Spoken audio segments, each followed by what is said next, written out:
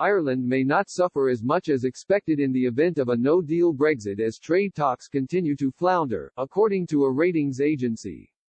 Brexit trade talks have been extended once again, but the language used by both the UK and the EU has been very tentative when it comes to the possibility of a deal before December 31. European Commission President Ursula von der Leyen said, "I cannot tell you whether there will be a deal or not," but confirmed that the next few days are going to be decisive.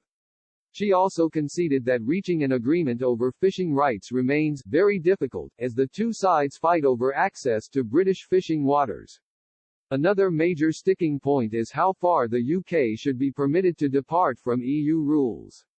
If there's no agreement, border checks and taxes will be introduced for goods travelling between the UK and the bloc.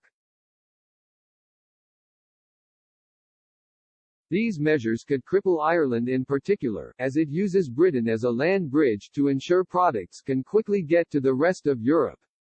Irish fishermen have dubbed no deal an unmitigated disaster for its industry. Irish hauliers say there will be catastrophic consequences for their field, too, especially in the first few weeks after the transition period is up. Ireland was widely considered to be the nation which would be most affected by Brexit, either with or without a deal, due to its shared border with Northern Ireland and its distance from the rest of the EU. Yet, a debt ratings agency, Standard & Poor's (S&Ps), has rallied in support.